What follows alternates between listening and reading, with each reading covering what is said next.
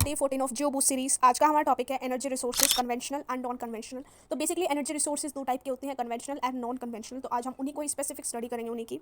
तो जो conventional energy resource है उसकी डेफिनेशन देखते हैं। These are the energy sources that have been use for long time and are widely available but are often non renewable. तो conventional क्या होते हैं? वो रिसोर्सेज होते हैं जो हम बहुत पहले से यूज करते आ रहे हैं but they are in limited quantity में है एंड नॉन रिन्यूएबल, मतलब बार बार रिन्यू नहीं हो सकते। एग्जाम्पल्स है जैसे हमारे फॉसिल फ्यूल्स है, कोल है, ऑयल, नेचुरल गैस एक्सेट्रा। और इसकी कुछ कैरेक्टरिस्टिक्स हैं। तो सबसे पहले तो ये रिन्यू नहीं हो सकता, तो यही कैरेक्टरिस्टिक्स है जो कि है नॉन रिन्यूएबिलिटी। नेक्स्ट है एनवायरमेंटल कंसर्न, जैसे कि हम फॉसिल फ्यूल को बर्न करते हैं तो कंट्रीब्यूट क्या होता है, फ्यूल रिलीज क्या करता है, ग्रीन हाउस गैसेज, जो कि क्लाइमेट चेंज और एयर पोल्यूशन में कंट्रीब्यूशन देता है। तो ये एनवायरमेंटल कंसर्न है इसका। रिलायबल एंड एस्टैब्लिश, तो जैसे कि टेक्नोलॉजी है for extracting, processing and using these resource well developed है, क्योंकि हम पहले से ही यूज करते आ रहे हैं, तो रिलायबल है एंड एस्टैब्लिश्ड है। कॉस्ट इफेक्टिव की बात की जाए तो जनरली जो कन्वेंशनल एनर्जी सोर्सेज हैं उनकी लोअर इनिशियल कॉस्ट होती है कंपेयर करें रिन्यूएबल ऑल्टरनेटिव्स के। रिन्यूएबल ऑल्टरनेटिव्स में आ जाते हैं हमारे नॉन कन्वेंशनल, जैसे सोलर एनर्जी वगैरह। तो जब इन्हें इंस्टॉल करते हैं तो जब ज़्यादा खर्चा आता है, लेकिन जो हमारे कन्वेंशनल है उनमें इतना ज़्यादा स्टार्टिंग में नहीं आता है। तो ये कुछ कैरेक्टरिस्टिक्स थी हमारी कन्वेंशनल की। अब नॉन कन्वेंशनल की बात की जाए तो ये जो एनर्जी रिसोर्स है ये रिलेटिवली नए होते हैं और ये रिन्यूएबल सोर्सेज से डिराइव होते हैं। जैसे एग्जांपल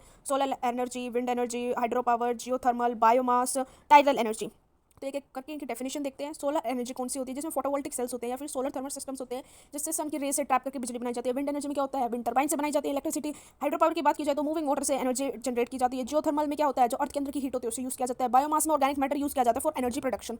टाइडल एनर्जी की बात की जाए तो ये टाइड के मूवमेंट से एनर्जी जनरेट होती है। और अगर नॉन कन्वेंशनल सोर्सेज के कैरेक्टरिस्टिक्स की बात की जाए तो पहला सेम है, रिन्यूएबल है, क्योंकि ये रिसोर्सेज रिप्लेनिश हो सकते हैं, इन्वायरमेंटल फ्रेंडली है बहुत ज़्यादा।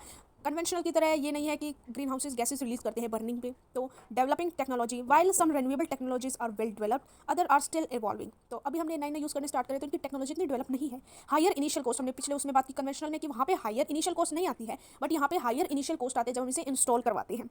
डिस्ट्रीब्यूटेड एनर्जी सिस्टम्स की बात की जाए तो जो नॉन कन्वेंशनल सोर्सेज है डिसेंट्रलाइज्ड एनर्जी प्रोडक्शन में, reducing reliance on large and centralised power grids. तो आज हमने देखा कि जो हमारा कन्वेंशनल है, नॉन कन्वेंशनल है, उसमें क्या डिफरेंस है, क्या कैरेक्टरिस्टिक्स हैं और क्या क्या एग्जांपल्स हैं। तो आपके जो पेपर है उसमें बेसिकली कंपैरिजन की फॉर्म में आता है और आज आपको यही प्रैक्टिस करना है, आपको डायग्राम बनाना है कंपैरिजन की फॉर्म में, टेबल की फॉर्म में, basically conventional and non conventional का। और आज का आपका कॉल टू एक्शन है कि आपके घर पे कौन से टाइप की एनर्जी यूज़ होती है, आपको मुझे कमेंट करके बताना है। एंड अगर आपको आज का वीडियो अच्छा लगा हो तो चैनल को सब्सक्राइब कर देना और वीडियो को लाइक कर देना।